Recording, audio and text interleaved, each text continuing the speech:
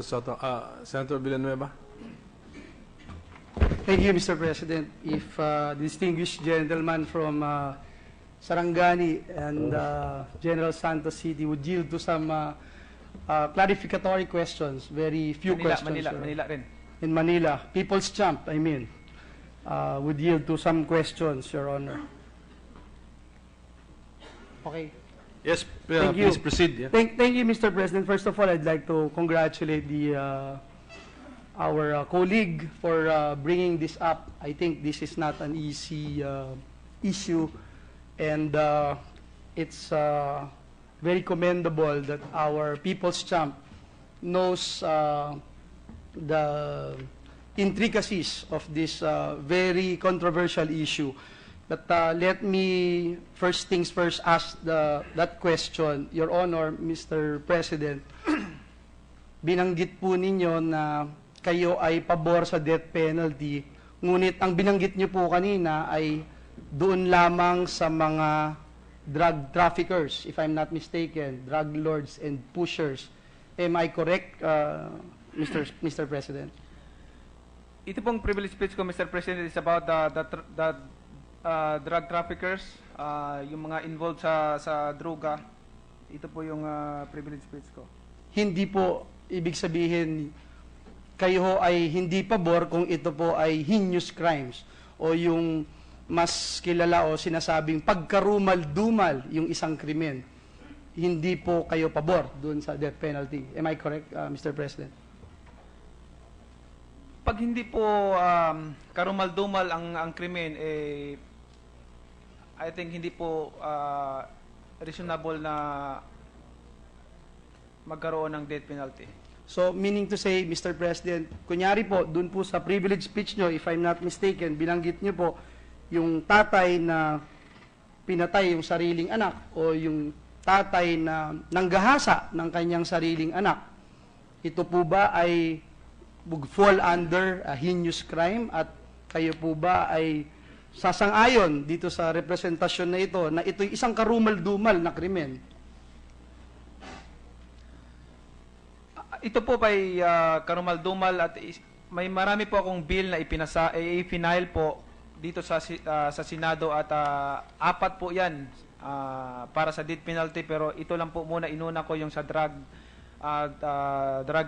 related para po kung may problema man doon sa rape with murder, hindi maapektuhan yung drug traffickers yung na bill ko na ipinail. Salamat po, Mr. President. At gusto ko ring sabihin for the record that this representation would like to participate actively in the discussion of this particular issue.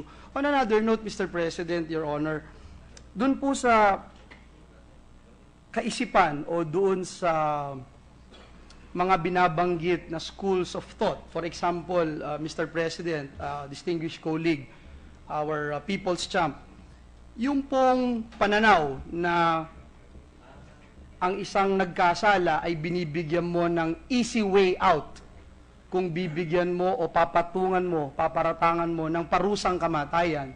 Ano po ang inyong masasabi dito na sa halip na mag-suffer ng husto at ma-correct yung pong maling ginawa ng isang akusado o palagay na pong yung convicted na, ano pong masasabi nyo dito na ito ba ay pagbibigay ng yung tinatawag na easy way out doon sa isang sangkot dito sa isang karumal-dumal na krimen na ating binabanggit?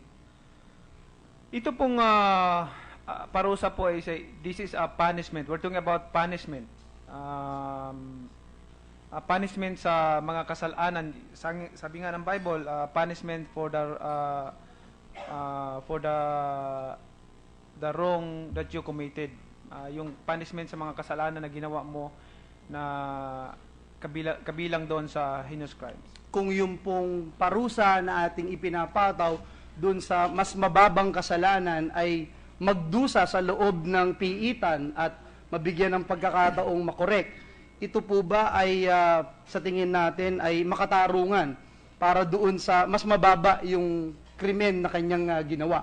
So kaya ko po ito'y tinatanong, Mr. President, distinguished colleague, is to ensure na talagang hindi ito way out para doon sa mga gumawa ng mga karumal-dumal na kasalanan. But let me just go on and say for the record also, Mr. President, that a lot of drug addicts or yung mga nalululon sa masamang bisyo, sa illegal na droga, ay dahil pag nai-interview po sila, dahil kulang yung oportunidad, kulang yung trabaho, walang masyadong oportunidad para sila ay magkaroon ng magandang buhay at magandang kinabukasan. Kaya nga po, kaisa po ako ng ating People's Champ para isulong yung mga makabuluhang programa ng ating pamahalaan, magpasa ng mga batas na magbigay ng mga oportunidad para magkaroon ng magandang buhay ang ating mga kababayan.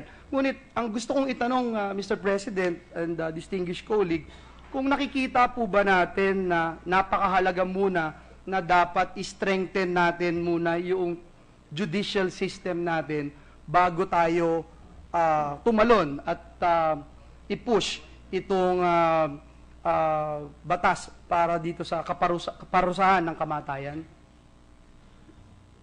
Isa po yan sa isusulong din natin na suportahan ang ating judicial system at gusto ko lang po kasing linawin sa ating lahat no na itong batas na ipapasa natin, we are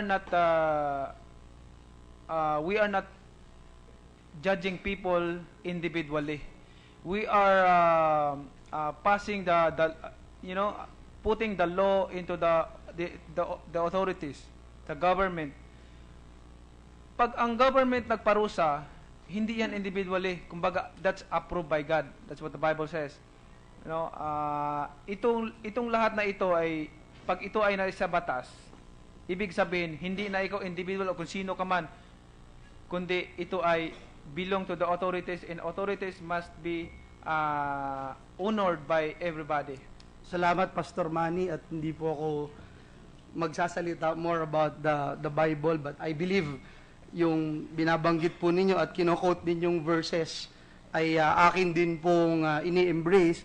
But siguro yung gusto ko lang pong itanong sa inyo kung meron po kayong mga panukala, Mr. President, para mapalakas natin, o when you talk about the importance of strengthening the rule of law, strengthening our judicial system, meron po ba kayong mga panukala nang sa ganun po, kung sakaling ito nga pong batas na ating isinusulong ay maging ganap na batas na, masisiguro natin na hindi po tayo magkakamali at masisiguro natin na yung dapat patawan ng parusang kamatayan ay talagang nararapat lamang patawan. Ay ito po pag na convicted ka po sa death penalty ay may automatic apila po sila sa Supreme Court at madesisyonan ng tiwala po tayo sa judicial body natin. Yung ang Supreme Court natin, hindi basta-basta nagdesisyon yan, nag-convict ng isang tao kung hindi nila tinitingnan mabuti yung mga ebidensya na maigather sa investigasyon. At para po sa akin is, para masuportahan po natin ang ating judiciary is madagdagan yung, siguro maganda po madagdagan yung budget nila, no? Madagdagan at para may ayos ng mabuti yung judicial system natin. Thank you, Mr. President, and I'd like to wind up and also state for the record that this representation would be more than willing to participate in this particular issue. I don't want to make any radical decision right now. I am open to the reimposition of death penalty. I believe that it would be deterrent only if we will be able to show our people that we have actually strengthened the judicial system of this nation and that we are all embracing the strengthening of the rule of law in our beloved country, because I believe that it is not just the magnitude of penalty that is at stake here, but the likelihood of getting caught and being caught at the same time. So again, I'd like to congratulate and thank my distinguished colleague, my distinguished brother in Christ, our People's Champ, for entertaining these questions. Thank you and God bless. Thank you, Senator Villanueva.